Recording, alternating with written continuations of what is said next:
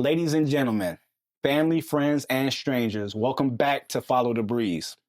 I'm your host, Ryan Brazell, also known as Breeze, and today I got a very unique, special guest with me. He's a man of God, a husband and a father, the third generation CEO of Porter Pipe and Supply, founder and CEO of Bulldog Cartage, the 2024 Titan 100, which recognizes him as one of the top CEOs in the region. Mr. Nicholas Porter, thanks for coming on to the show. Man, thank you for having me. All right, so I want to talk a little bit about business and some personal life. Yeah. Porter Pipe and Supply and Bulldog Cartage. Can you summarize what those two businesses are for me and my viewers? Yeah. Porter Pipe and Supply is basically a distributor, right? So we're serving commercial, industrial contractors who are building stuff. Hospitals, high rises, data centers are big right now. And Bulldog Cartage is something that we started back in 2012. And it is a storage, handling, and transportation solutions company. And they're really now servicing the data center market, but Okay. it's kind of like a crazy way of saying a company that takes your stuff, holds it, brings it to you when you need it. Okay. How's business for both of them? Which one's booming the most? If you had to, They're both growing strong. yes. Porter Pipe has got a lot longer history and existence. So at 48 years old, Porter Pipe has got a lot bigger revenue profile. Yeah. Bigger geography, so it's definitely the larger company, but they're both growing really, really strong, healthy, and pretty proud of both teams there. Yeah. It says Porter Pipe was founded in November of 1976. Yeah. You weren't even born yet, right? No, that was my grandfather. Yeah. November of 1976, he started the company. Wow. And he pulled my dad out of college to help him start it. So my dad was there since day one. Seems like all the right moves were made so far. Yeah. So okay, your career at Porter Pipe started. Was it December of 1999? I think I read. That's when I started paying payroll taxes. Okay. So that's when I was no longer getting paid cash, and I had to go on company payroll. Right. I was working in between school breaks. I got my driver's license, so that's when I really started paying, income taxes, payroll taxes, because I was driving myself to work, 4 or 5 days a week after school. I fell in love with it. I wanted to be there all the time. All right. What was your first role in the company? Man, I started sweeping floors. I was painting safety bollards. I was washing the trucks. I was emptying garbage cans. I was kind of doing odds and ends that, no one else wanted to do. And my dad was always really strong on work ethic. Yeah. So, I think that's one of the great benefits that me and my 5 brothers got was we got a great education on how important it is to work hard. Yeah. So we all started, from the ground up, the very bottom. If you can't do the little stuff good, you're not going to do bigger stuff well either. Right. So there was no favoritism. You had to do it the way everybody else did it, right? Yeah. That's a great thing, though. Helps build character, shows you responsibility. Oh, yeah. Helps you earn respect, too, from the team. It's not always given when you're the, one of the owner's sons. You got to work double hard to get to the same place. They always look down on you just because of that aspect, right? They think like, oh, he's just getting that because his his grandfather run the company. Yeah. Yeah. So it was great to be able to be accepted and really genuinely respected. All right. Yeah. So like core values, these are very, very strong, is family, fun, safety, integrity, and excellence. Yep. Faith. Faith is the 6th. I missed faith. Faith was the first one, right? Yeah. All right. Those are very strong core values. How difficult or how easy is it to get somebody to fall in line with those values? Yeah. Values are like so many companies they'll put that shit on the wall. Yeah. There'll be signs on it. They'll talk about them, but when it comes down to doing those core values, what those look like, right, it's not always the same. So for us, the culture is really important. So everyone there expects people to kind of act within those core values, or at least mostly everyone there. Right. And we start in the interviewing process. You Yeah. know, we ask about, hey, what was your life like growing up? What's important to you outside of work? You know, what kind of things are meaningful to you in your life? And Mhm. that really helps you get a look at, hey, who's that person that you're looking to bring into your team and into your culture, and not just, you know, what have they done professionally? What's their experience? Because you're bringing that whole person into your team. Team, You know, right. you're not just bringing a skill set. Right. And it's a family workspace. Yeah, yeah, Um, family owned, family environment. So yeah. yeah, it's really I can important. attest to the interview process too, because obviously, for people who don't know, I worked for this man and his company for 2 years strong. You worked with me. Yeah. Okay. Yeah, you With worked you. with me at our Yeah. company. Family. Yeah, And all those questions were asked. yeah, Yeah. good. It was a good, strong. And just by the way I was interviewed, I felt really good about the job Good. itself. So Yeah, about working with you and the family. yeah, heck So yeah. Yeah, I loved having you there, man. You're a great team member. I appreciate it, man. I really do. Um, so April of 2021 is when you went from COO to CEO, correct? Yeah. Yes. All right. Can you tell me about your journey from washing trucks all the way up into becoming CEO? How difficult was it? How Yes. easy? I'll try and keep it effective and not too long of a story. Okay. So I had the time when I was working in high school, right? I loved it. I fell in love with the people. I fell in love with the warehouse environment, the energy there. I loved all of it. So it's something that I knew I wanted to do. I went away to college. I studied at Illinois State University for All right. 4 years, studied business. I did really well.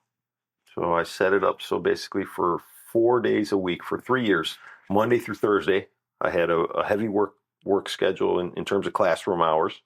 And then I didn't have any class on Friday. Friday. Yeah. So from Monday through Thursday afternoon, I was grinding. I never missed class. I took notes. I did well on tests. And then once Thursday afternoon hit, I was in a fraternity. I was like most college, experiences out there. I was drinking, partying, hanging with my friends, having a good time, kind of balancing that work hard, play hard. So I graduated in 2005, and then I came into the company full time. Okay. So 2005 was where I really started my full-time career. No breaks, no, part-time hours. And I started at the will call. So I was a will call salesman. I reported to Bill Zaborowski, who is one of our outside salesmen in Wisconsin now. And I eventually worked my way into management. Okay. So I was managing a team in the warehouse. I was working a ton of hours, and I started to realize that to get more done, I couldn't work harder. I had to influence people to do things differently. So I started holding like these makeshift warehouse meetings in the back. I got to a point where I was using a pop-up projector and a bunch of fold-out chairs in the back of a warehouse space, and people started to really respond. Yeah. My communication style was always pretty energetic, dynamic. I was able to communicate with people in a way where they felt connected to what I was saying. Right. And then they got to see me working alongside of them, doing the work with them. So it was a good combination of leading by example and then putting some inspiration and some motivation into it. Yeah. So that's where I really fell in love with leadership. So that really lasted from 2007 to 2011. I was running our warehouse for really that time period. Okay. Late 2011, we came across an opportunity. My dad bought a building. That's the building that you now have experience in. Right. My uncle was all on board with it. It was my dad and my uncle were the business partners at the time. And then I got the opportunity to run that renovation project. So I ran the renovation of what is now today our headquarters. We went from 64,500 square feet to 250,000 square feet. Wow, that's a big jump. It was a huge jump. It was more space than we needed, and we were so nervous about is this the right move? What are we going to do with all this idle space? We opened that building in June of 2012. At the time, I was really anxious to become a partner in the business. I wanted to be a partner with my dad and my uncle. It's really all I ever wanted to do since the first day I went to work with my dad to try and earn a bicycle that I wanted. Right. That was back in 7th grade summer, in between 7th and 8th grade. But it's an important moment, though. It's an important moment. It was a super important moment. Yeah. So I ran that project. We got in there. We had all that extra space. I had been talking to my dad at the time about my desire to be a partner, and him and my uncle were kind of mulling over it and talking about it with each other. And they said, hey, we've got all this extra space. Let's come up with a new business to start. So Bud and I did a ton of connecting with the market, talking to our customers, asking, hey, what could we do for you that we're not currently doing today that you do with someone else right now? And it came up that, hey, it'd be great if we could store equipment with you at times, because we'll get equipment when the job's not ready. And, it might be really good to have some fabrication space too for when we need it, for overflow during busy times. So that really kind of started the idea for Bulldog Cartage. And the message from my dad and my uncle was, let's see what you can do with this new company. And if we've got room to be partners there, that's where we'll start. Okay. So from 2012 to 2015, I grinded on 2 jobs. It was me and 2 other people who really started Bulldog Cartage. It was Ralph Straszewski and a great guy named Adam Smith. No longer works in our family of companies, but it was the 3 of us that really put that company together and started it and started receiving equipment. And it was a neat opportunity to be a part of something from the ground up, because I got to be a part of something that my grandfather started, and then I got the opportunity to start something really myself. So my dad and my uncle, they leased a portion of that space to me and that company. They provided a truck and 2 trailers. Nice. And so that was their capital investment, and we started to build a company from there. Yeah. So in 2015 is when I became an equity partner in that company. And then 2017 is when I had the opportunity to become a partner in Porter Pipe and Supply. So it took really 5 years of building up Bulldog Cartage and proving out that I could be a good business partner to my dad and my uncle. And then in 2017, I got to be a partner with them in the company that's really our family legacy. And it was interesting because 2017 came, I was just kind of learning things as a partner. 2018 came, and it was a great year, but we didn't make a lot of money.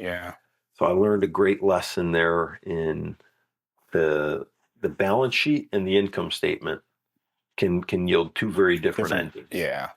But from 2019 is where I really started running the company. And that was something I never take for granted, that my dad allowed me to do that. Really ran it from 19 to 20. 20 hit. It was a crazy year.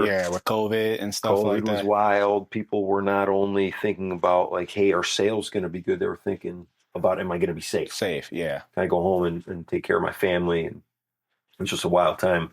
And it required such real leadership. You couldn't fake it. You couldn't, just get by. You really had to lead. That was your moment to show it up front, in front of everybody. Everybody can see. 100%. Not behind the scenes. Everybody's counting on you. My dad spent most of that year in Florida. So I was at the, really the lead role in the most forward-facing position in the company. And, after that year finished and we didn't lay a single team member off. Nice. Sales were soft, but profit was down about 50% from the year prior. That's painful. It's painful, but we still made profit and we didn't lay off a single person. So I think when the team saw that, when my dad saw that, when my uncle saw that I could put people first and still take care of the business, that gave my dad the confidence to turn over the CEO-ship.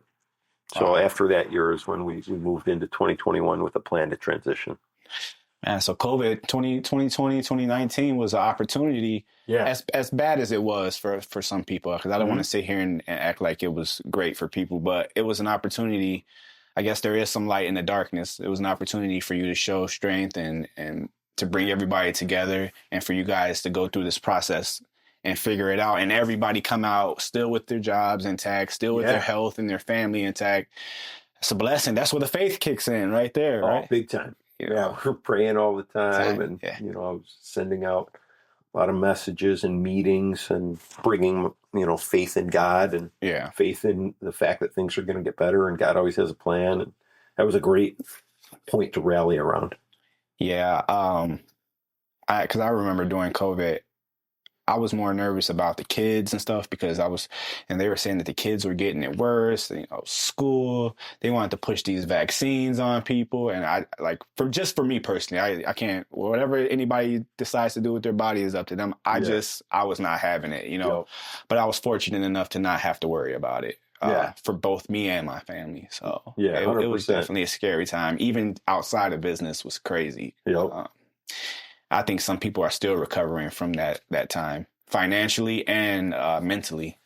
I hear that so often. Yeah. So many people still have emotional struggles from Yeah. a crazy time in their life in COVID. Well, I know, like, a lot of these people were getting unemployment, and some people just don't want to go back to work. They, stuck in the house. People are getting sick and out of shape. Can't even go to the doctors unless you got COVID. Like, it was crazy. It was crazy. But I'm glad, like, we made it past that time. I'll still be on, 290 heading into the city, and I'll see someone in their car alone with a mask on.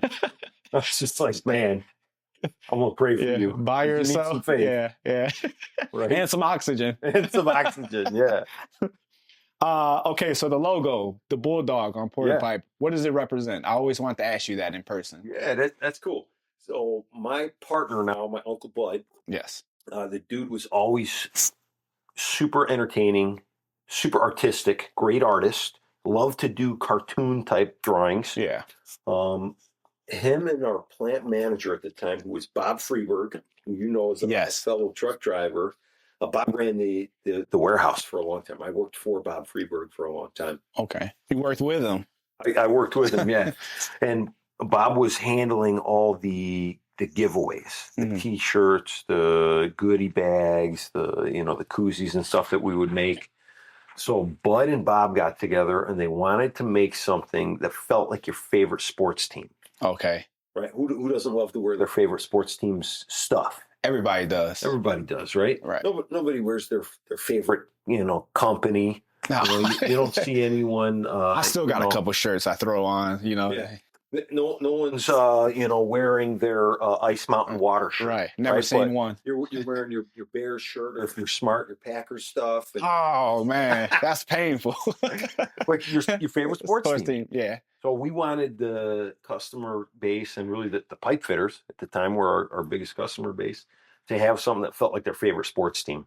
Okay. So Bud designed that logo. Bob worked with him on it, and they made the first set of hoodies. Yeah. With it, and from then on, it was like a craze.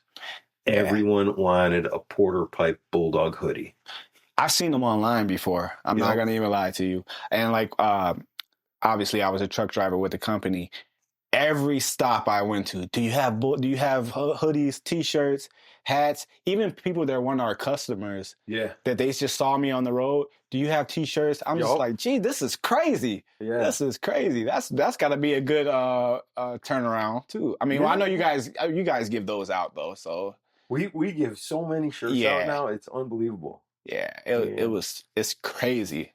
They're super happy to receive it. Yeah. Especially like guys that's their first day on the job or something, and they just so happen to be there, and you give them one, they feel special. I'm just like, man, these hoodies and T-shirts do things to these people. Oh yeah. Yeah, it's nice. I got such a love for the skilled trades too, like our fitters, our plumbers, electricians, all the skilled trades people out there. But when you're in a skilled trade, like your heart on your clothes, your job beats up your clothes. Right. So, no one wants to spend money on work clothes. Nah. So if that's one of the things we can help out with, and, they're proud to wear it, it's a win-win. Yeah, like even when so after I leave work, I'd go out. I wouldn't go home and change. I'd stay in the hoodie or stay with the hat on. Yeah. And at the bar, at least, every single time I got asked by somebody like, "Oh, do you work at Porter? You work at Porter?" I'm like, "Yeah," and then it becomes another conversation. I'm like, "I gotta get away from these guys. Yeah. These guys, They like either I'm ask off the you clock." work at Porter or are you a pipe fitter? Bitter, yeah, Yeah. yeah. I'm like, I gotta get. I'm off the clock, man. They're cool though. You know what I Yeah. mean? But it's just, I was just like, man, these hoodies and shirts are. Even friends that Yeah. they ask me about them and stuff. I'm like, man, this is crazy. I gotta ask what this bulldog is about because people Yeah. are crazy about this. This is a good concept to put together too because if you look at it, it shows like strength, power, Yep. you know, tough company, tough own family. You guys aren't going to roll over to the competition. That's kind of what I was taking from. I was like, well, I wonder what that bulldog means. Nobody wants to mess with a 100%. bulldog. Yeah. No one had a bulldog that Yeah. like it wasn't like that. No one in the family had a bulldog. It's dogs are loyal. Yeah. Bulldogs are tough. They look mean. Like, and that's what that trades industry is about, right? It's a rough, tough, honest, hardworking, loyal industry. Yeah, perfectly said. And you can't replicate it either. Like if somebody tried to make that with a German Shepherd or something, like it would just look crazy, right? Yeah, like nobody wants that. Yeah. Nobody wants that. All right. So during your journey, how difficult was it to stay disciplined, consistent? Did you have any doubts along the way that maybe you weren't going to be good at this? No. I never felt like that. Full confidence. Yeah. It's funny. As far back as I can remember, what I wanted to do was go to work in my family business one day. Yeah. When I was little, I remember saying, all I want to do one day is go to work with my dad and carry a briefcase. Yeah. Because I saw my dad always come home with a briefcase every weekend. He was signing checks and he would always, go through paperwork late at night. So I got to see it, but it's all I ever wanted to do. Yeah. And then when I was in college, I started listening to motivational speakers like crazy. Earl Nightingale, Tony Robbins, Jim Rohn. I started listening to those all the time, and I would put little signs all over my dorm room.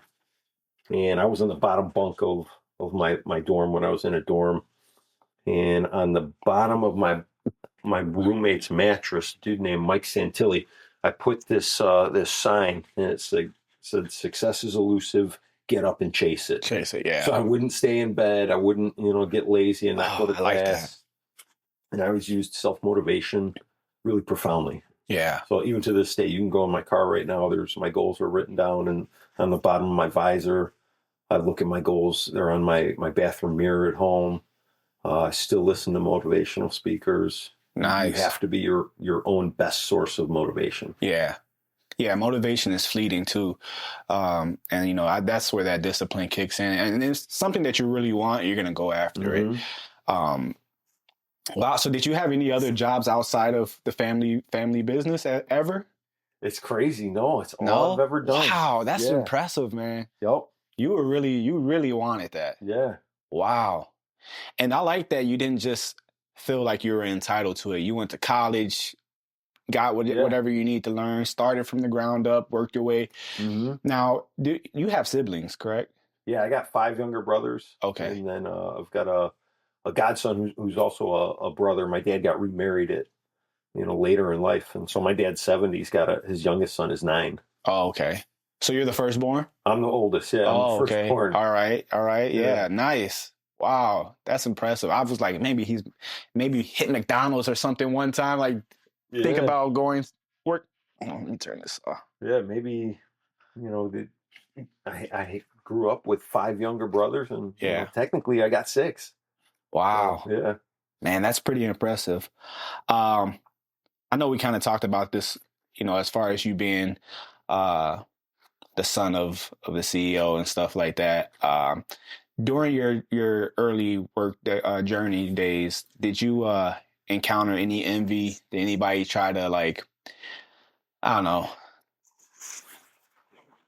belittle you just because they felt like you might have been entitled to a position? I never really noticed any of that. Yeah. I think I started working legit hard early on. I earned a lot of respect in the first summer that I worked in the warehouse. And I really never wanted to not work in the warehouse. Right. I loved the operation. So, I spent the first half of my career in the warehouse, in the operation, and a lot of it in steel toe boots, working with the guys. So when you do that, people see it, and I didn't run into a lot of that. Yeah, that's good. I mean, because you really put forth your best effort, and you really showed, like you said, lead by example. Mm-hmm. You showed those guys that you weren't there to play around and to slack off and just be handed something. Yeah. So I asked you that because I have this question. Do you think, in your opinion, it's better for everybody to believe in you and have courage that you can pull this off, become CEO, work for the company, become a partner? Or do you think it's more beneficial for people to doubt you and you have that chip on your shoulders? Because some people are motivated by people not believing in them. They feel like they have something to prove. Did you ever feel like you had something to prove, or do you think that one is more beneficial than the other? I think both have their benefits. Yeah. There was someone really important in my life who, fuck it. I mean, it's a podcast. My dad told me Bulldog will never be its own company. Yeah. And it's when I started to pour about 50-50 time and effort into both companies. I had just become a partner in Porter. This was right around 2018. So now my dad really wanted me focused on Porter because now I'm his business partner there in a much bigger company. And, he said to me, he's like, Nick, you got to get your focus back to Porter. Bulldog is not your career. Bulldog is not going to be a standalone company. It's always going to be a little company.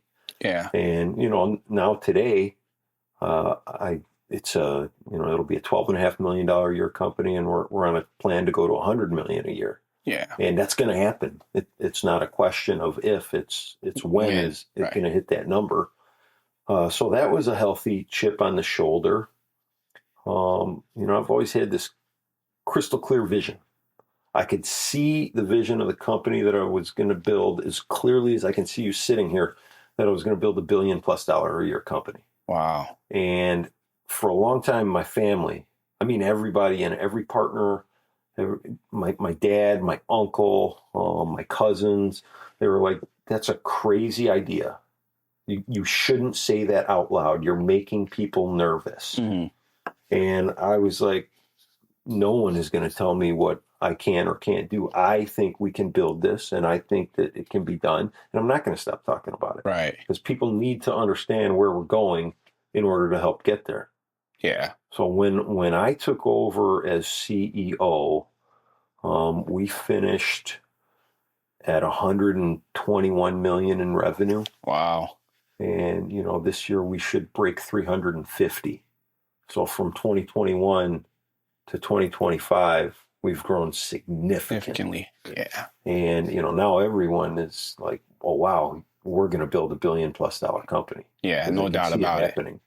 Especially with you leading, you have that there's no stopping me mentality. Mm-hmm. Especially like, for your father, no disrespect. I know it's no disrespect, but for him to tell you, that this won't happen, it'd be difficult to, feel like you have to go against what he says, right? Because he's been doing this a lot longer than you. He's your dad. He's my dad, yeah. He's one of my best friends. He's a mentor. I respect him, without question. Yeah. But I was like, sorry, Dad. Yeah, you are wrong on this one. Was it easy to tell him that? Was it easy to do that, or was it kind of sucks, right?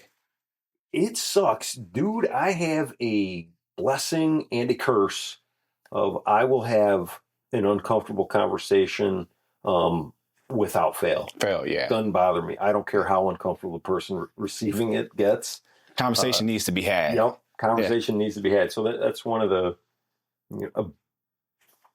God gives us all things that we can do naturally well. There's other things we got to work on. I can naturally have a difficult conversation with someone. And I don't avoid it. I don't fear it. I'll have it with my dad. I'll have it with team members in the company. I'll have it with, my wife. And unfortunately, she's to a point where she'll have them with me too. But I never shied away from a tough conversation. No, and I think that's respectable. I'd rather somebody tell me the hard truth than, an easy lie, because the lie, I feel like the lie is more damaging because it's not true and it's going to probably steer you down the wrong path and make things snowball into a worse effect. Whereas the truth is maybe you didn't like it, but that's what it is. Yeah. And we can move on from this. And you have my best interest at heart because you're willing to tell me the cold truth. I always respect that. No matter how harsh it is, the person that tells me the truth is somebody that cares about me. That's what I believe. 100%. So yeah, I agree. So especially if the values of family, like family you definitely got to have those conversations, man, because you can't. So anybody that wants to see you stay, they say they love you how you are, they don't want to see you grow seriously. Yeah. I mean, and that's within life and within business. Yep. Like, the company's fine the way it is. Like, we don't need to change anything. Well, we got to change something, because there's competition out there too. Yeah. I know you guys are competing with yourselves from the previous years and the previous months and stuff, but there's people that are, gunning for Porter sales.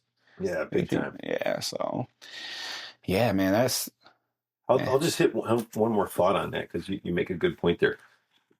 People will avoid a tough conversation and they'll rationalize it because they're like, I care about Ryan or I care about Nick. I don't want to have that tough conversation because it's going to hurt his feelings. Yeah. So they avoid it. But when you avoid it, that's the way that you don't do that person right. Right. Yeah. Have that tough conversation. Do it in a way where it's coming from caring, and that's how you do right by people. Right. Because whatever it is you're trying to avoid, whatever is going to hurt their feelings, whatever it is you're trying to avoid, later on can possibly become something far bigger. And now it's too late to have this conversation. Yep. And you've single-handedly harmed that person. Yeah. That's why I used to have a big circle. I had a lot of people that would just say what I like to hear. And I used to do that myself. Yeah. And as I got older, I started just like, I'm not going to lie to this guy. Like, I'm going to tell him that he's fucking up. And I would like for him to tell me that I'm fucking up. Yeah. And the ones that I did not have to tell them, I want you to tell me how you actually feel. Those are the guys that I keep. So now I went from this massive crowd around me to like a handful of people around me. So, it changes your whole environment. I think for the better. The quality of the people around you is the most important. You got to have people that hold you accountable. Yep. That's part of success, I believe. Yeah. Part of a life well lived. Yeah, definitely. Definitely. Because if you just, people are letting you skate by and secretly they hate everything that you're doing, and see that it's tearing you apart or tearing the business apart. Yeah. You know what I mean? You're the problem also at that point by not telling them the truth. So. Agreed. Yeah, that tough conversation, especially like, me and my mom recently had a disagreement on something, and she was actually proud of me that I actually, I held my ground. Like, we were just going back and forth. I'll tell you what it is off camera, but we were going back and forth, and we agreed to disagree. But I didn't enjoy the feeling of having to tell her I disagree with her, but I knew it was the right thing to do. Yeah. And as adults, as people, we're not going to always agree on everything. I'm viewing life through these lenses. She's viewing life through her lenses. Some things are different, So, but I was like, after that, I'm just like, if I can do this with my mom, the person, one of the people I love the most on this planet, I'm just going to tell everybody exactly what they need to hear, regardless of their feelings. So, it's a tough, I guess it's not tough. After you do it so many times, it becomes natural, right? Yeah. Yeah. Nice. Very nice. Okay. So I worked with you at the company, and your leadership style, you interact with everybody. You know everybody's name. Like, there's a ton of employees, a ton of family there. Yeah. You remember everybody's name. You interact with everybody. I actually remember a couple times, I came back from a route, filthy, dirty, sweaty. I saw you, you're well-dressed, clean. I went to shake your hand and you reached out for a hug. Yeah. So my question is, what influences your leadership style the most, you think? What is it about? That's a great question. I've had really good mentors in my life. Yes. My dad is certainly one of them. I've had several mentors really emphasize the importance of people in everything, and it's in life. It's in businesses is certainly one aspect where it's really important. But when you treat people in a way that you would want to be treated, good things happen. That ties into my relationship with God and how I bring that forward. I mean, God says, do unto me as you would do to the least of my brothers and sisters. And I've always believed in that, so you got to be good to people. You have to care about people. You can't fake caring about people. And if you try and fake it, they know it. They know it, yeah. Yeah. So you got to care about people. And it's crazy. The company's grown so much so fast in the last few years. I don't know everyone there anymore. Wow. So there's people who work in this company right now who I haven't even met yet. I'm waiting for the next branch meeting to get down and meet them. But what I do genuinely bring to that place every single day is I care about every single person who works there, even if I haven't met them yet. Right. I want them to have a place where they feel like they're making a difference, like they're seen, they're cared about, they're respected. They're not a number in some corporate machine. Right. Like they're a part of this family, and they're a piece of what we're doing together. Right. And hugging is one way to show someone, hey, I care about you. Yeah, I felt that. I was like, man, I'm filthy, man. I just dirt everywhere, mud on my boots. I'm like, these guys. I reached out for a handshake, big old hug. I'm just like, you know what? This guy gives a shit. He gives a damn. He cares. Yeah. Yeah, you can dry clean clothes. You can throw them in the wash. Buy another one. But if you miss a chance to let someone know, hey, I appreciate you. Yeah. That's something that I would regret. Yeah. Well, it was very. I was like, that's one of the things that stood out the most to me about yourself is that nice. you treat everybody with respect. I'm sure there's times where it gets a little spicy. You know what I mean? You can't always agree with everything. You got to have those tough conversations. But all in all, you can feel that it's love there. So I really respect that a lot. Let's see. All right. What is a typical day like for Nick Porter? I'm an early riser. So I'm usually up between 4:55 and 5:15. So like my alarm is always set for 4:55. Pretty common that I'll snooze it. So you get 9 minutes on the iPhone alarm. Yeah. And by 5:15 I'm up. I'm going into the bathroom. I'm brushing my teeth. I love coffee. I'm usually, I'm downstairs by 5:30 enjoying coffee, starting on emails. I don't start work until like 8:30. Okay. So I take that time from 5:15 to 8:30 to put a lot into my morning. That's where I see my kids. I work late. Yeah. So I'll see my kids in the morning. A lot of times I'll get 15, 20 minutes with my wife after she takes my daughter to high school. And, a lot of times I'll drop off the boys at St. Walter's, or sometimes Janine does all of it. She'll take Jana, and then she'll take, Vinny and Dom to school. But I'll get 15 or 20 minutes with her. I head into work. I'm there from usually, 8:30 to 7:30, or sometimes I'll work till 9:30. Yeah. Whatever the day needs. I don't eat dinner with my family. I get to have the mornings with them. Yeah. Monday through Thursday, I don't usually eat dinner with my family. Sometimes I've got a business dinner at night. I'm typically picking up one of my kids from either dance practice or lacrosse practice or football practice. Yeah. So, I'm picking them up at 7:30 or 8 o'clock. And instead of just running home and getting undressed and then going to pick them up, I just work late. Yeah. So a lot of meetings. It's crazy when you're a CEO. Two of them, right? Two CEOs. Yeah. My job more and more over the years has become having conversations with people. Yeah. Coaching, sometimes negotiating, but communication is the biggest piece of what I do now. Yeah, you're a great speaker too. I could tell by the meeting, like I've been in some of the meetings with you, and that was one of the reasons why I wanted to get you on the show. It's like, this guy has to have a lot of knowledge.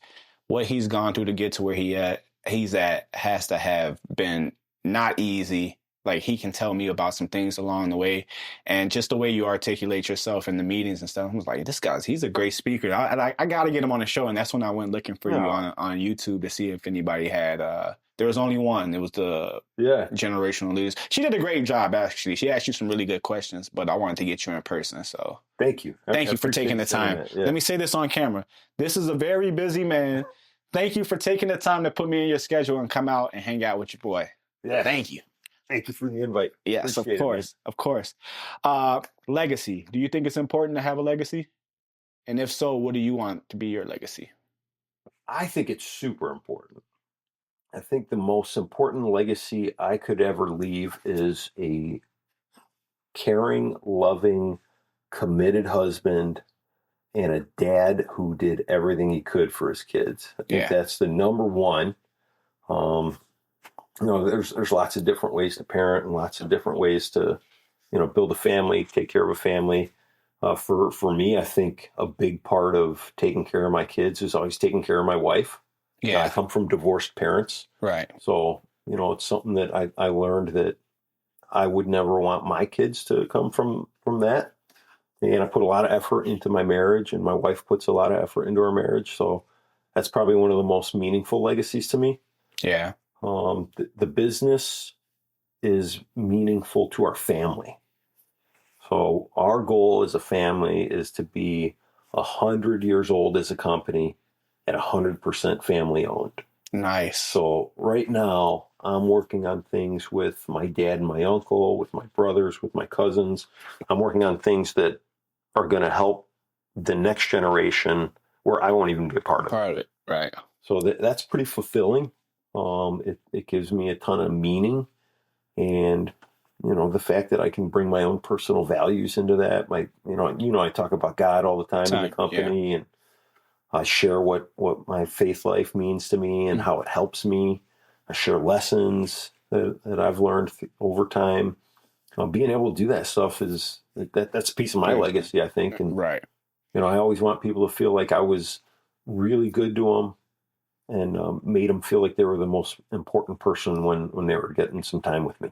Nice. Yeah, because I think, so I had this conversation on another episode that I had with some other guys. We were, all of us are probably around the same age. And most of them, they really didn't, they really didn't care about legacy.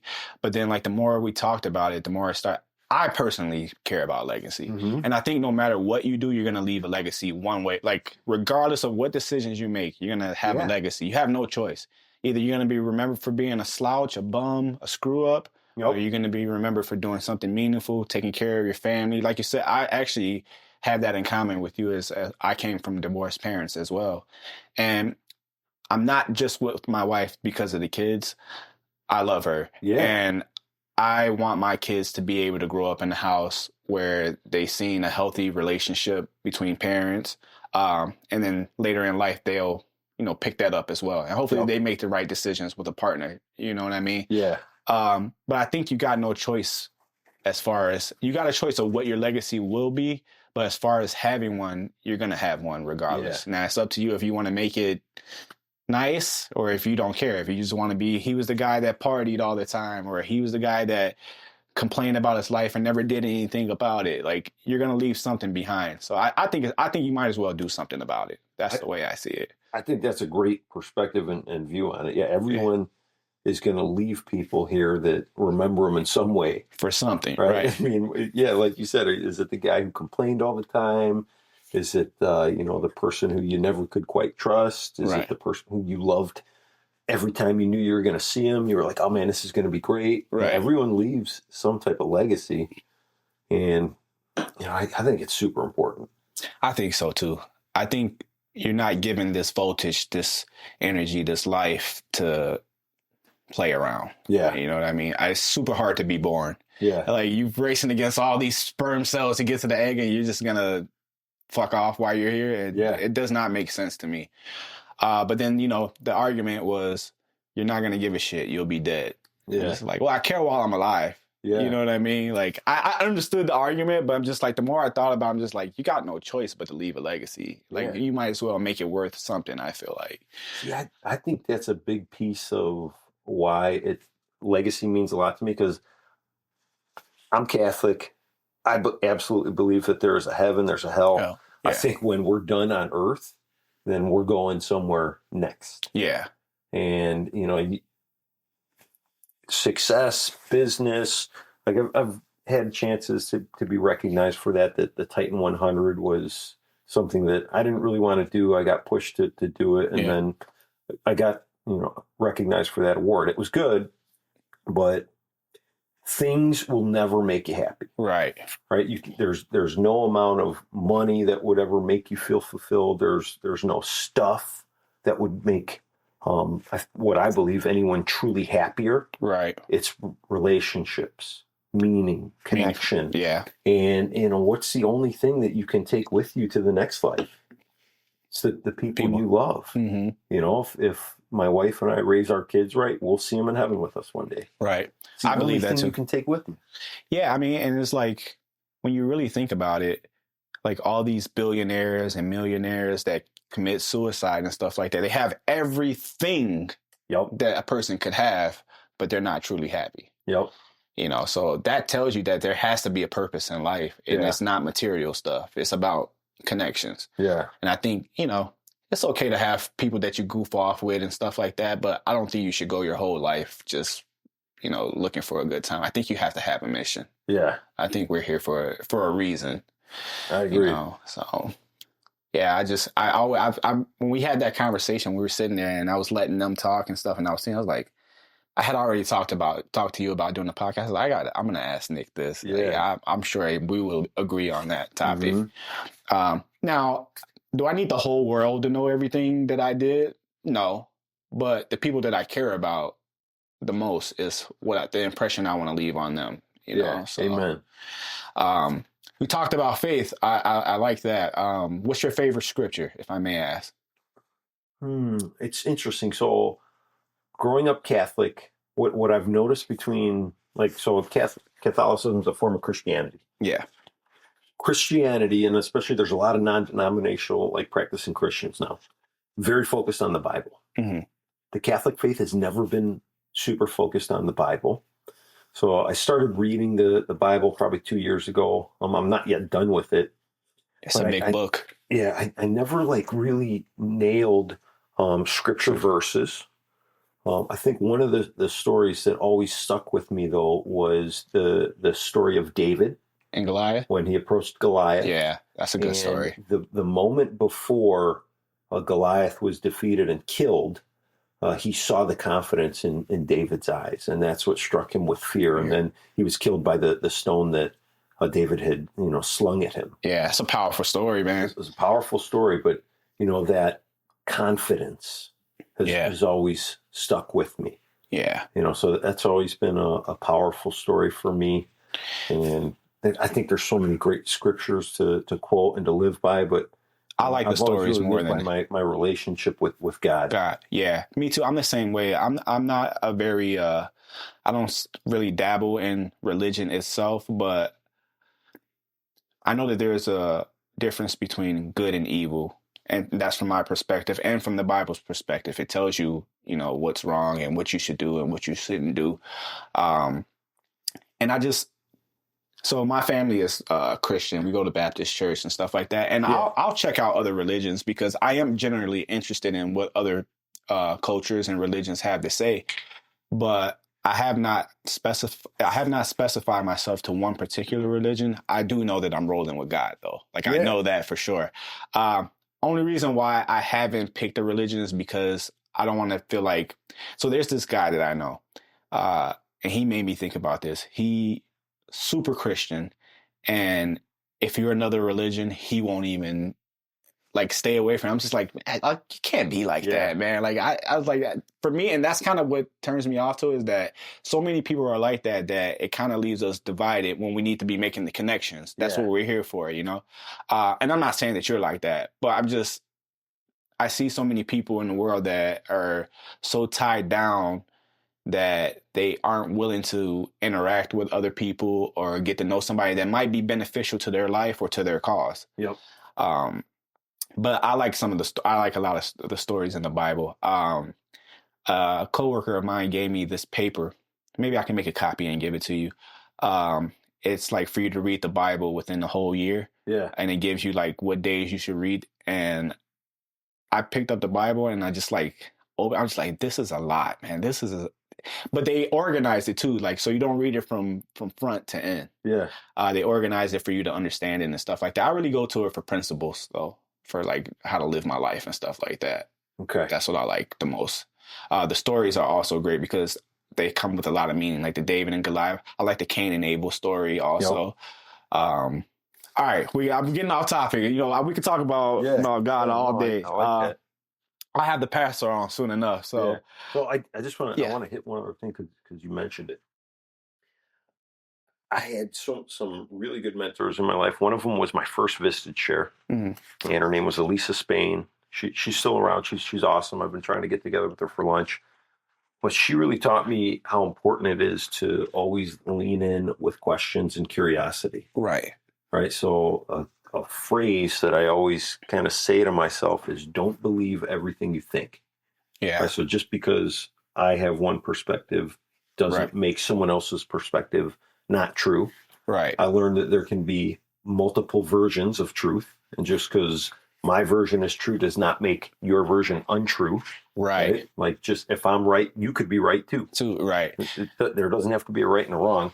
So I've always led with questions. Yeah. So people of, faiths that I don't understand, people of their political beliefs that I don't align with. Right. I'd rather ask a bunch of questions and try and understand how they got there Yeah. than decide like, you're just not my type of person. Yeah.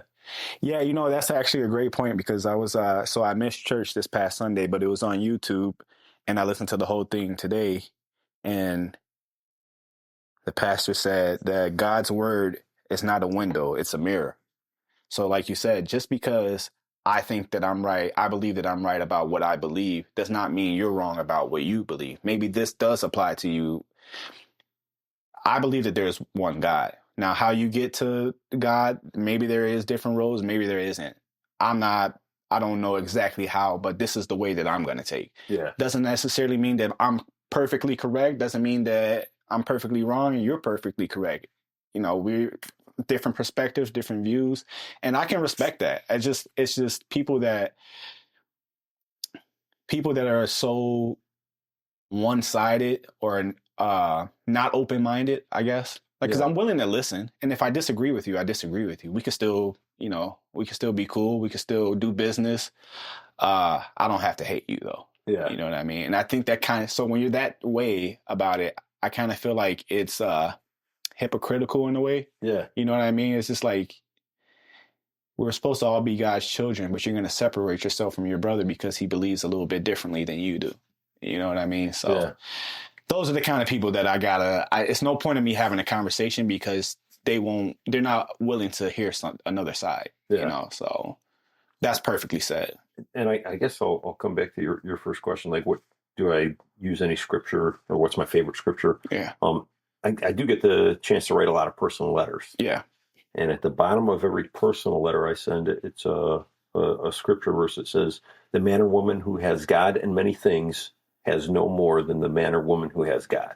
Right. So I put that on the bottom of every personal letter I send, and it's just a good reminder for people to remember, hey, this relationship is everything that we have. Yeah. Yeah, that's good. That's really good. My favorite one is what does it benefit a man to gain the whole world yet lose his own soul? That one stood out real deep for me because it's like we had the conversation about things. Yeah. Like no amount of things temporarily they're good to have, you know what I mean? Yeah. But like I don't know, to base your whole life off of it, I disagree with it.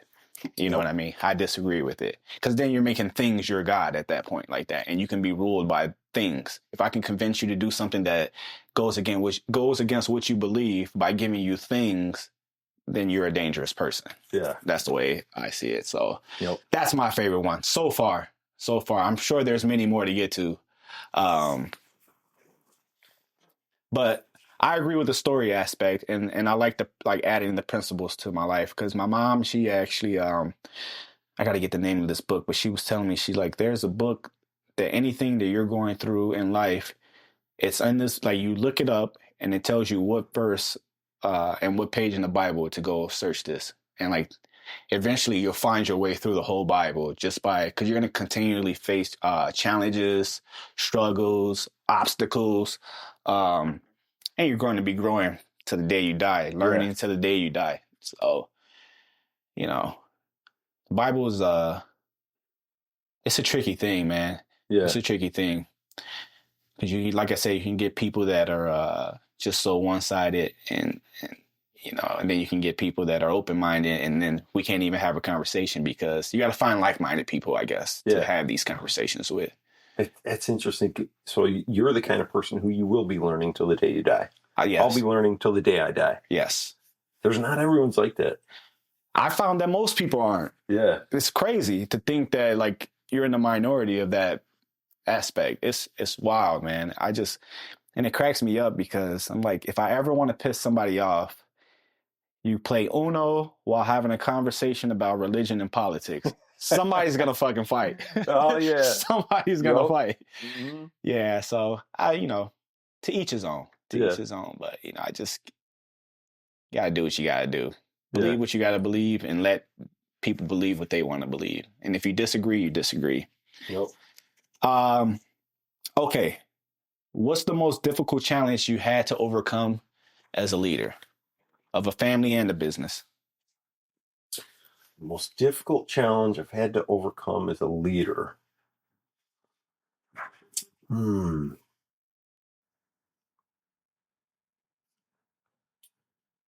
I would say that leading through uncertainty, the uncertainty of COVID was probably one of the most genuine tests. And, you're running a business to take care of the people within it. Mm-hmm. So to do that, you got to be financially responsible. And when I was watching the sales figures and the income and everything come through as 2020 was going on, I mean, you could just see, less and less profit being made. And I started to wonder, oh shit, am I going to be able to take care of everyone that works here if this keeps going this way? But I had to come back to a profound faith that people would work with me. They would take the hour changes and working less hours, and no one was working overtime or anything like that. Right. And like, I was a hourly warehouse team member for a long time. I know what overtime meant to my ability to provide, pay my mortgage and get groceries and stuff. So I had to have faith that people would stick with me. Right. And that if I showed them, hey, we're going to protect your job no matter what, even if it means we make no money this year, or we lose money this year, that's what it's going to take. Yeah. That was a really hard decision to make, but we made it. And then when 21 came around, it was the ultimate rebound year. Yeah. So we went from 119 million in 2020 to, at the end of 21, we grew to 170 million. Wow. So it was a crazy jump forward. And if we had laid people off, or if I had let people go, there's no way we would ever have grown that much. Right. You wouldn't have been able to sustain that growth that fast. And we took a ton of market share because competitors did let people go. Oh, so it's a chess move to keep them. And I'm sure they made more money in 2020 than our company did. But they did not make more money in 2021 and 2022. Yeah. If you put the 2 years combined, you guys smacked them around financially, probably. Yes. Yeah. Wow. So that was a really hard test. Sometimes you got to do what's truly right for everyone in the business. Yeah. And I've had to part ways with good friends in the past. And I mean, that's just really a tough thing to do. Yeah. It's unenjoyable. It's, it's the kind of thing where you got a lump in your throat when you know this meeting's going to take place, and you really got to mentally prepare yourself for it, because that's just no fun. It's the worst part of being in management and leadership, is when you got to part ways, and when it's someone you really care about, it's all bad. In those situations, you're going to be wrong to somebody. You know what I mean? Like, you're going to be the villain in somebody's story. Even though that's not your view of it, or other people's view of, somebody's so you can't make everybody happy, but you could try to do your best to keep everybody, a tight-knit family. Yeah. Even family fights. So, I understand sometimes business is rugged. Yeah. Sometimes it's really hard to keep your integrity too. Yeah. The easy thing to do is to kind of bend or flex on your integrity. And sometimes it's really tough, but I believe you got to stand for a minute, even when it's hard.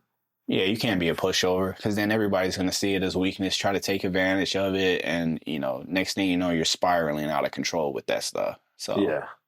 So you can't even have that one moment of weakness. Yep. Yeah. Always stand firm in integrity and never compromise values. Yeah. Wow, that's good. That's good. All right.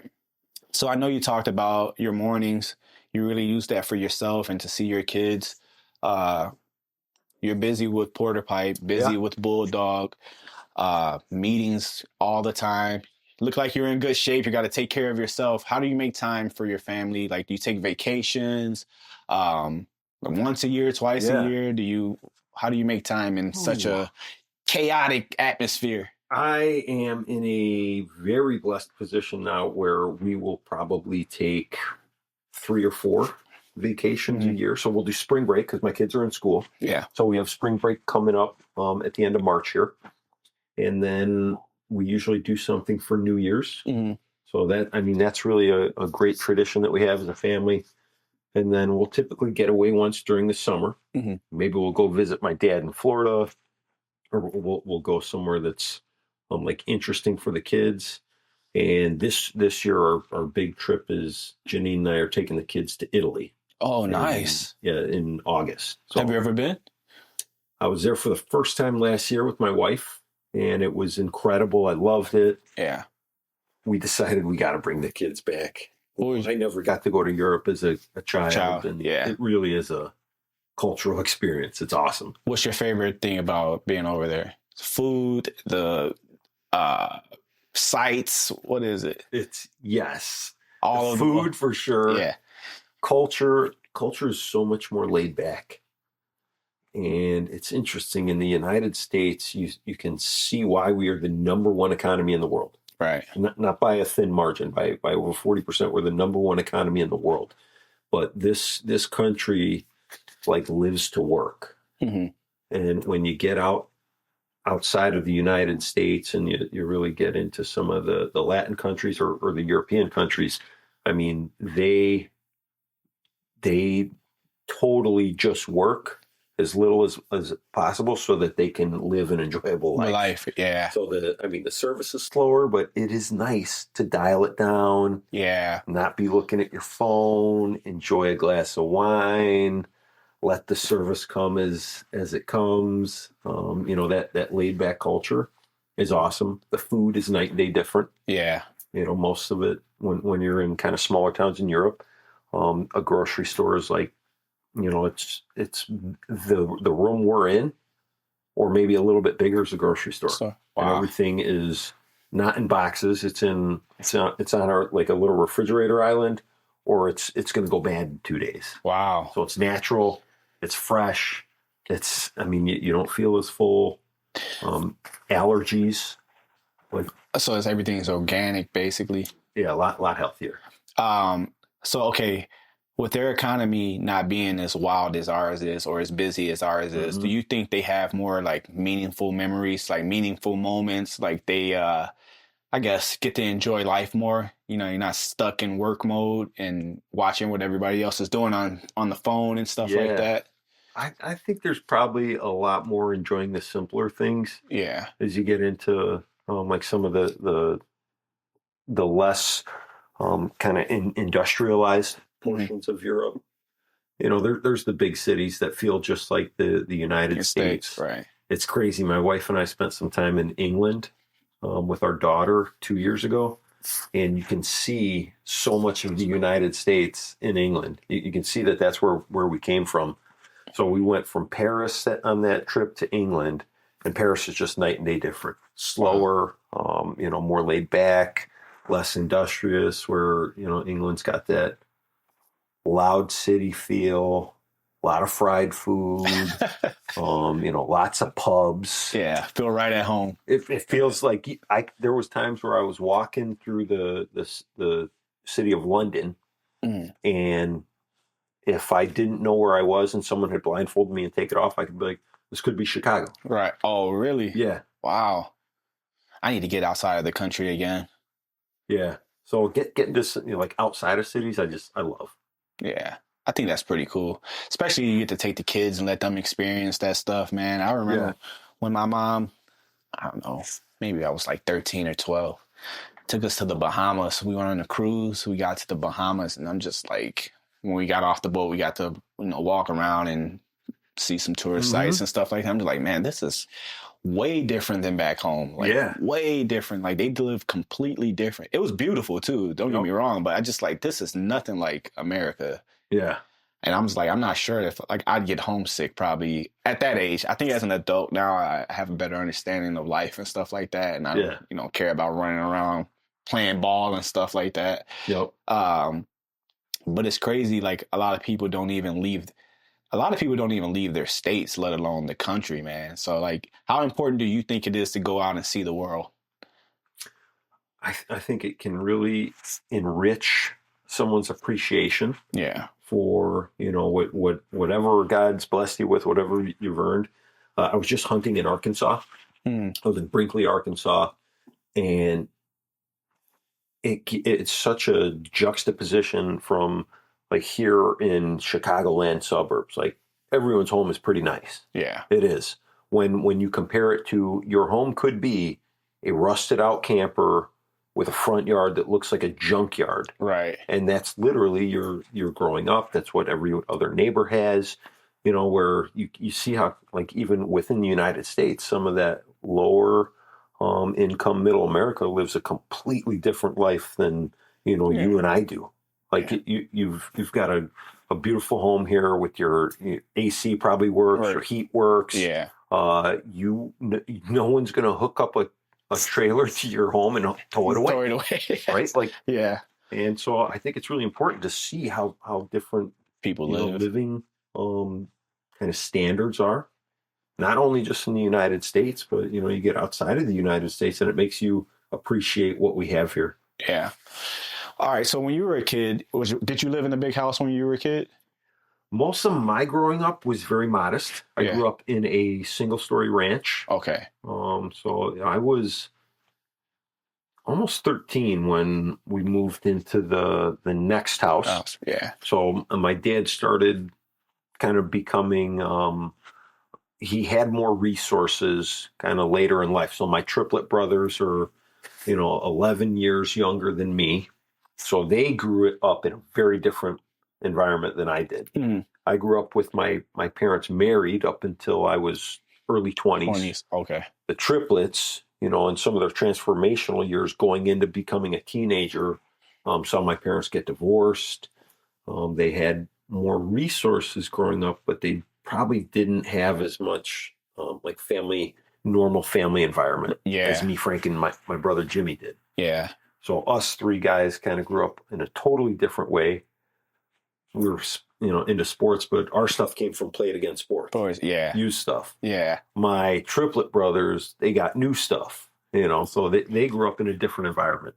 So I guess my question would be for them then. I was wondering, because I didn't know, I was wondering if, like, growing up, so we pretty much had the same upbringing as far as where we live, families, parents divorced and stuff like that. Similar, I should say, similar. But if you had like all of those resources, do you think it's easy? Like it's easy for people to take that for granted? Like if I asked your brothers that, like, do they really value like living in a big house, being able to get things that they want with no problem? Or is it something that they think about? Like, do they ever ask you, like, how was it when you were growing up? Like, did you have the same access to things that we did? That's a really intriguing question because I don't think I've ever had that question asked of me by my triplet brothers. Yeah. My two brothers, Frank and Jimmy. So we kind of were the first generation within a family, and then there was a second generation within our family. There was the first three brothers and then the second three brothers. Frank and Jimmy and I have talked about it. Like, man, we really did have a different upbringing than, Mario, Matthew, and Alex. Mario, Matthew, and Alex have never really had that conversation with us. So maybe if they see this podcast, we'll have that conversation. We'll get them in the comment section. What I can say, I observe is like my kids just grow up completely different than I did, and even different than my triplet brothers did. So the responsibility that Janine and I have to teach them appreciation and humility and, really valuing all the resources that they're blessed with. Right. Like that's a responsibility that Janine and I have to really impart on them. Yeah. Because I think it'd be easy to think that these things come easy when they don't realize yet how much, dad, grandpa, great granddad put in to get us in a position to be able to have things and go travel and stuff like that. Because my mom and my dad both worked really hard. And we were able to do things later in life, but I've seen when things are not so great also. Yeah. So I have a better appreciation of, what it took to get a house, have a nice car, to be able to buy my kids things for Christmas and stuff like that. And now I'm at the point where I just told them this year, I'm like, we're not buying things for Christmas. No, we're going to go somewhere. Like I'm tired. We have so much shit in this house. Like I'm ready to give some of this stuff away to kids that really don't have anything. Yeah, amen. Because they play with it for a little while and then it's just laying around. So I see the same thing, man. Yeah. Yeah. I always wonder, I'm just like, man, I just wonder if people who were like born with the resources, if they value it at all, if they really care, they think that this is how it's supposed to be or how it's going to be all the time without having to fight for it, you know what I mean? Or work hard for it. So, I mean, but your brothers are in the company as well, right? Some of them? Yes. Oh, so all of us work in the company. Yeah. So all 5 of my younger bros work there. So I would assume that they know what it takes. Like I guess they would know. They value things because they have to work. They see working with the company, like you said, you had to start from the ground up. Yep. I'm sure they had to find their way also. You know what I mean? They did. My dad was always really good about teaching work ethic. Yeah. So, thank God we've got 10 family members. Yeah. That now all are a part of the business and all of them work hard. Yeah. That's a beautiful thing, man. Yep. That is a beautiful thing. All right. Not too much longer. We almost out of here. What hobbies do you have? How do you unwind? Yeah. I love working out. That's a major stress relief for me. Yeah. It gets your natural endorphins going. It's good for your mental well-being. So I do love to work out. I love hunting. So I'm a wing shooter. Upland game. I mentioned I was hunting in Arkansas. I was hunting snow geese. Nice. That was just this past weekend. I love being in the outdoors. I love boating with friends and family. Nature. And I love going out to eat with my wife. Yeah. Yeah, her and I are foodies together. She's one of my best friends. What's your favorite spot to go to? Our favorite spot is, believe it or not, it's a very low-key spot in Bloomingdale. It's called La Campana.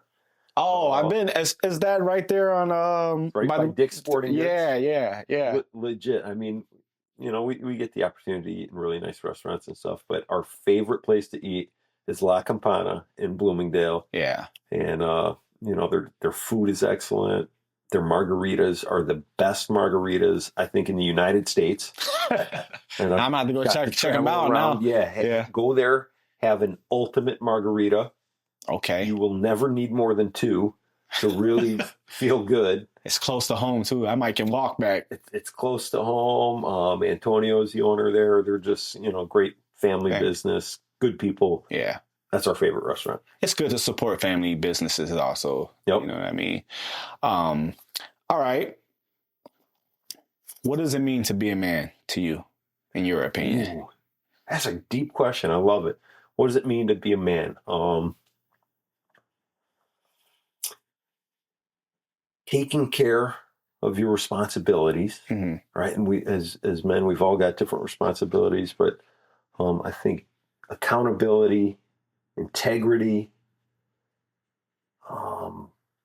compassion is a piece that I think gets forgotten when people are thinking about what does it mean to be a man, right? Tough, right? They think it's testosterone, right? Testosterone, but I mean, you got to be caring and compassionate. And I think the ability to put yourself in other people's shoes is a big part of being a whole and complete man. Yeah. So, for me, it's I agree. Faith, family, humility. Yeah. You know, I believe in America being the greatest country in the world. So like my order of importance is God, family, country, company. Everything else is fifth. Fifth. Yeah. Nice. Very nice. Well said. That's gonna be one of my bulletin points right there. Nice. Your appearance. You always dress nice. You're in good shape. How important is your appearance to, your life, your success? Yeah. How does that benefit you? You think it's important to look nice and to feel good? You know what? In all honesty, it's probably one of my weaknesses. My wife would say sometimes I stress about how I look, probably more than I should. Yeah. So,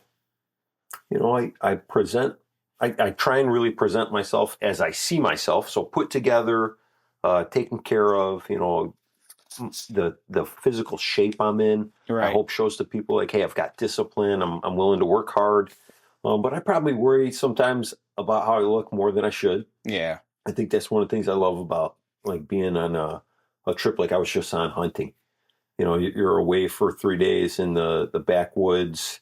There ain't no hair product. Right. There's no cologne going on. Right. Like no mirrors and stuff. There is no concern about appearance. So it's one of the things I really enjoy about something like that is not worrying about my appearance. It's good to get away from it, right? It is good to get away from it. And my appearance is important to me, but my wife helps keep me grounded, not to let it become too important. Important, yeah. Not overly important. Yeah. No one loves to call me out more than my wife, Janine. So she calls me on my shit. That's one of her responsibilities. Oh, yeah. Yep. And she does. Got to remind her of that. Yep. We'll cut that out. No one needs to say, hey, Janine, your job in life is to keep Nick humble. Like, she does that. A+ at that A+. job. Yeah. Yep. All right. So I have these two quotes that I always hear, and I want to get your opinion on it. Yeah. So the first one is, work smarter, not harder. Mm-hmm. What do you think about that? That became, I think that aligns really well with when I learned I can't work longer hours. Right. I got to get people to want to do things differently. So I think work smarter, not harder is spot on. Yeah. Anything can be taken too far. Right. Right. Anything. Yeah. Anything that you take too far is bad for you. Any strength overused becomes weakness. Yeah. Right. Like thinking about your appearance too much, it can be a strength if you present well. It can be a weakness if you think. Right. If you're stressed out about it all the time. Yeah. So working smarter, not harder is a really good thing. There's that book, The 10-Hour Work Week. Yeah. Fuck that. There ain't no 10-hour work week where you're really succeeding. Yeah. So you got to find a good balance, right? You got to find good balance. I mean, and I think the part about working smarter doesn't necessarily mean that you don't have to work. You can just kick back and relax now. Mm-hmm. Just because you figured out a more efficient way to do it, you can still put in the same effort. Yeah. More efficiently, right? So that's what I think about that quote. And then the second quote is, this is the one I've been dying to ask you this. Family and business don't mix. Do you? Okay. Yeah. I've heard that for sure. I hear it all the time, but then like I work with you guys, mm-hmm. and I'm just like, I don't know about that. Like, I think that this is actually, who can you trust but family? You know what I mean? Yeah. Amen. I think the fallout would be worse than if it was just some stranger, but the likelihood of success, I think, is greater. Yeah. Depending on work ethic and stuff like that. I think family and business can be a beautiful thing together. Yeah. I think it can be a healthy thing. It can be good for the family. It can be good for the business. It can be good for the culture and the people who work in that business. Right. You got to really work at that kind of relationship. Yeah. Right. It's no different than, you never want to be divorced. Mm-hmm. Right. I never want to be divorced. It's not easy getting there. It will not be easy getting to our 50th wedding anniversaries with the same wife. Yeah. But you got to work at it. And you got to communicate, and you got to, have coming back to what we kind of started with earlier, you got to have those tough conversations. Yeah, man. Those, and those are the toughest ones, I think, the one with your spouse. Do you think it's more difficult to be a father or to be a husband? Oh, definitely a husband. Yeah. Yeah. Yeah. There's a lot of compromises that have to go on. And I've been with my wife for 17 years. We just got married like 2 years ago. But we've been together since my daughter's 16. We were together like a year before that. And I'm happy, man. Like, we don't always agree on things, but we find a way to have those tough conversations. Sometimes we got to agree to disagree. Sometimes I agree with her. Sometimes she, end up taking my point. So I think that marriage is a lot of work. Yeah. And I understand why some people are afraid of it. Yep. I do. But I wouldn't want to go through my whole life without experience and real love. You know what I mean? Like, I think that one of the most important, you know what? That actually brings my next question. What do you think is the most important decision a man will make in his life? Wow. That's a great question.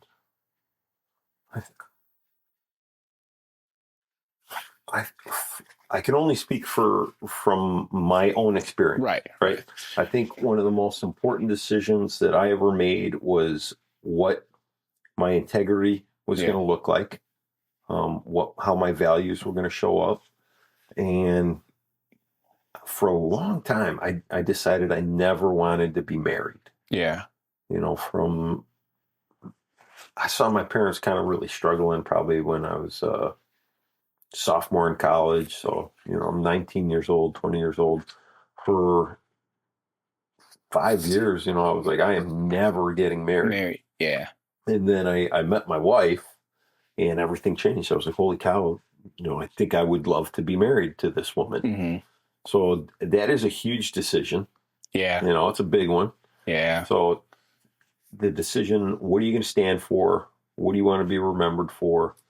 And what are you going to commit your life to? And, if you're getting married, that's a lifetime commitment. Yeah. Or it can be, and I think done right, it should be. And that's why I was going to say, I think it depends on how you choose who you want to spend the rest of your life with. Like, if you're just choosing this person because she's beautiful, you know what I mean, or she's fun, then you're likely going to have some issues that are going to split you guys apart. But, I think it's about having each other's back, making sacrifices for one another, showing up for each other, parenting, co-parenting, making sure the kids are, I think that so the marriage, I think, needs to be valued more than raising the kids, because if you're together, you can raise them more efficiently than having, single mom raise a kid and then, the dad showing up when he can. If you can raise them under one roof together with your core values, and hopefully they are instilled in them, I think if you prioritize your marriage, you're, by example, prioritizing the children themselves. So the integrity is a really good one. I was thinking marriage. I was thinking whoever you choose to spend the rest of your life with, but the integrity is a really good one, man. And I actually, you got to have self-respect. You got to stand for something or you'll fall for anything. Yeah. Amen.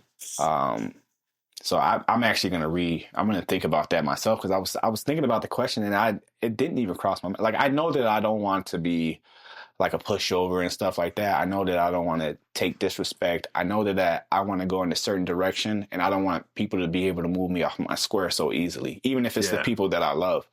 And that's one of the things that I like the most that you said. Like, you had, the disagreement with your father about where the business was going to go, and you stood on your square. Yeah. And you were right. You know what I mean? He could have been right, but you were right. Mm-hmm. I mean, I understand his concern, but you're living life from a different perspective. So you made the decision to do what you had to do, and it was successful. Yeah. So I think that's pretty powerful, man. All right. Are there any downsides to being a leader?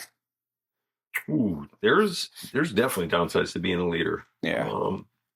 Leadership is not for everyone. Right. I see a lot of people who come through the company and think they want to be managers or they want to be leaders. And you really got to ask yourself, are you ready to be a servant to others? If you're going to lead well, you have to serve others. And are you ready to put others before yourself? Right. And it's not for everybody. A lot of people don't want to do that. A lot of people, their life outside of what they do for, a career or profession is way more important to them, Right. And for me, I mean, that they're both really important to me. Yeah. My family's the number one, but like what I do in leadership for a company as a profession is really important to me. Yeah. And to do it right, I got to serve the people who work at the company. Yeah. And like I'll say it to, I'm recruiting for a vice president's role right now. Oh, okay. And when we're going through first conversations, people will always ask, "What's your leadership style?" So it's a common question that the person I'm interviewing will ask me. And I'll always say, if you come to work here, my job is to serve you. It's not your job to serve me. My job is to serve you. You got to serve the people who you're responsible for. Yeah. Nice. So, yeah, I mean, it's not easy to do that. Yeah. So that's one of the downsides. I think for me to lead well, when things go right, it's everyone else's win. When things go wrong, it's mine. Yeah. Yeah, man. You actually see that a lot in sports too, right? Like if a quarterback, leads a team to a victory, everybody's celebrating, but if he throws an interception and then, they lose by 2 points, that no matter what happened inside of that game, the fact that he threw that interception, it's his fault. Yeah. Yeah. Like we just watched Super Bowl. Yeah. Right? Yeah. I mean, come on. The Chiefs had a killer season. Right. They were dominant. And then, I mean, I don't care if you're a Patrick Mahomes fan or not. He's a good leader. Yeah, he definitely is. When they win games, everything goes to, the team, the line, the defense, the receivers played well, running backs nailed it. When they lose, it's I didn't execute, I didn't play my best. He's not blaming everyone else. Yeah. So, yeah, that's one of the hard parts. Yeah, you have to take that on the chin, right? Mm-hmm. Do you think it's more difficult to lead a family or a business? Ooh. I think leadership in general is difficult. Yeah. So, yeah, it ain't easy being a man. Yeah, it's hard to answer that question. Yeah. That's a really great question. Think about it for a couple of weeks and then shoot me a text or something. I will. Yeah. That's a great question. I haven't led a business, so, I wouldn't be able to answer it myself, but maybe one day. Yeah. Maybe one day. I mean, you're leading 2 businesses. I can tell you for sure the things that stress me out the most are more often than not if something's not right within my family. Yeah. It's not when something's not right within the business, you figure out, you fix. Yeah. Business really is a process. It's a formula to get right. It's a culture to keep strong. Family, you can't fire your kid when they're out of line. You're out of here, son. Yeah, you can't fire them and replace them. Yeah. If you're not getting along with your wife, I mean, there's no disciplinary conversation. No, there's just the couch. Yeah, I mean, so it's probably harder to lead a family. Yeah, I think so too, because, the family is priority one also. Nobody's going to help you fix your family. You have to fix your family yourself. Yeah. The business, you have vice presidents, you got management, you got other people inside the business with ideas. You and your significant other have to come to terms and fix it. So like I said, I don't run a business, but I would think that just because you got to figure it out on your own makes it a little bit more difficult. And if you get it wrong, it's more catastrophic than getting a business decision wrong. I agree. Yeah. It's a tough one. Mm-hmm. But that's from our perspective, right? Some other business leaders might say, hey, some business leaders take the business over their family. They just find no time for their kids. So like if you ask them, maybe it'd be a different answer. But and I know people like that for sure. That's scary. In my, my network that their number one priority is the health of their business, and their family is important to them. But when you look at where their time and effort goes, I mean, their business is number one. Yeah. So, they say, I heard this quote one time. I think it was, forgot the philosopher's name, but he said, some people are so poor, all they have is money. It's like all they think about is what's being generated. Yep. And you forget about the meaningful connections that you're supposed to have out here. Yeah. You know, families that you created, that you helped create. Yep. And, you know, the one crazy thing about time is that you're never getting that back. Yeah. You know, and that's one thing that I really been paying attention to for the last few years is like, I can go out and party whenever I want. Yeah. I can work every day, but my kids are getting older. There's going to come a point where they don't want to spend time. You know, they want to be out with their friends. Yeah. They're getting jobs. So I got to make these moments happen while I have the opportunity. So I won't regret it later. Yeah. That's the right priority. I believe Sure. so. Yeah. Yeah. But, you know, there's a good amount of people that don't agree. All right. Last two questions. If you could time travel to any point in time Yeah. in history, past or future, where would you go and what would you do? Ooh, awesome. It's funny. My wife and I've had friends and people. I always said I was born at the wrong time, right? Like if I had been born in the 30s Way back, man. and coming up into like, you know, your prime of adult life in the 60s and 70s, I think that would be a really cool time. Yeah. You know, I've always liked old school, traditional. I've always been, you know, Yeah. observed and described as an old soul. I hang out with people older than me. Man, I do the same thing, man. Yeah. So, yeah, I would love to have, you know, really come up through, I think some of the, like a time in life when it was simpler. Yeah. I hate our smartphones and They're all so distracting. that shit. Yeah. They have So- us hostage. Yeah, I would go back probably, you know, so I was born in the 80s. I would roll it back 50 or 60 years. Nice. Yeah. Visit and then come back? Or just grow up then? Man, if I could just take my wife there with Yeah, me yeah. and like we both grew up together and Yeah. got married at that time and raised kids at that time, that's what I would do. Yeah. Yeah. Would you start a business back then? Would you go for the same career path? Oh, I would definitely start a business. Yeah. You know, if my grandfather hadn't started Porter Pipe and you know, my dad wasn't a part of it, I would have been an entrepreneur. I know that for sure. Yeah. Yeah. Yeah. It's in the blood. Yep. It's in the blood. All right. If you could have dinner with any historical figure, who would it be and why? Vince Lombardi. Vince Lombardi. Okay. Yep. Always been a fan of Vince Lombardi. So that kind of comes back to what we just described earlier is a simpler time, you know, a very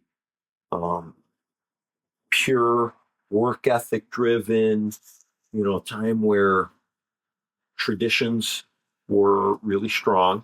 Yes. You know, I've always loved shirt and tie. Right. COVID is what killed our office is a shirt and tie. Like I've always loved that gentleman approach to life, the coaching philosophy that Lombardi had, Mhm. you know, the winning history. Yeah. And it's crazy. I'm a Packers fan as a born and raised That's Chicago unfortunate. guy. But yeah, I mean, I love Lombardi. Yeah. I think he'd be a really interesting guy to sit down with and have a drink with and a steak with. Nice. Nice. You got a good quarterback right now too, huh? Oh yeah. Yeah. You can seems like you guys always win on that Yeah. on that aspect. Mm-hmm. All right. So that was the last question I had, but I just want to bring on one more point before I get you out of here. Yeah. The parties, from the picnics to the Christmas parties Yeah. to the car shows. Great time. Car shows are open to the public, right? Yes. Yeah. Phenomenal time. I've experienced all three. Who taught you guys how to party? And what's the next thing you guys got going on this year, 2025? What's the next Oh, big party? Man, dude, my dad and my uncle Yeah. are wizards when it comes to partying. You know, the parties that we used to, you know, be able to host, it was just a different time, different kind of generation, different era. I mean, they were really crazy. You know, now people are much more cognizant of Right. drinking and driving and some of the consequences of a little too much fun. Yeah, of going crazy. You know, so my dad and my uncle were phenomenal partiers. They still are. They know how to throw a party. and my wife and I get to carry that legacy on now. Yeah. My wife and I are known for parties, hosting.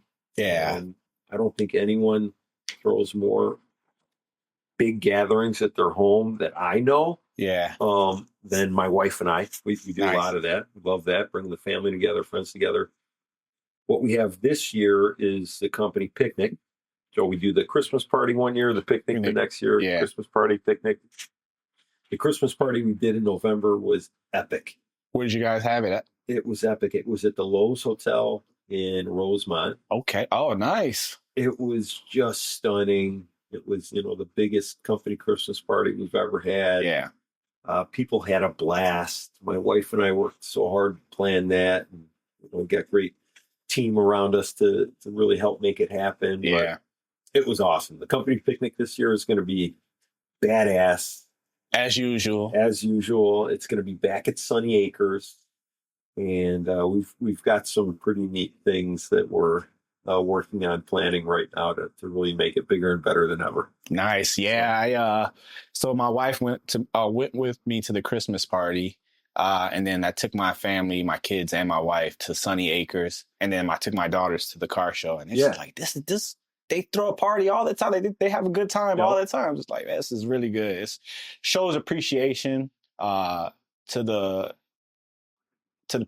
public, to the employees, your family, family. It shows that it's not always about work. We know how to have a good time, and we appreciate you guys. So yeah, I always enjoyed it, man. It was real good. Nice. So, I hope you come to the car show.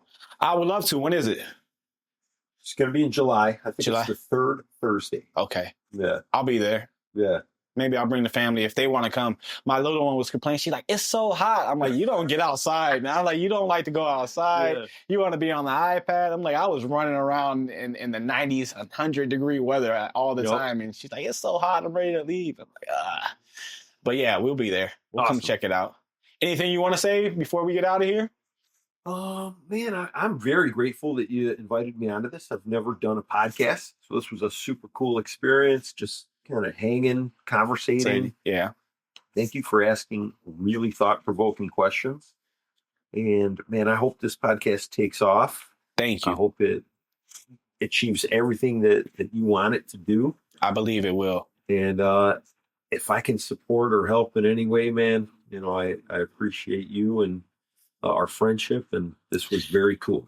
I want to thank you for coming on. And I know this was your first podcast. You did a great job, man. You were a natural at speaking. Glad you were able to go with the flow. Like I said, I know he's a super busy guy, 2 businesses, a family, and he made time for me. So I'm grateful for you coming on.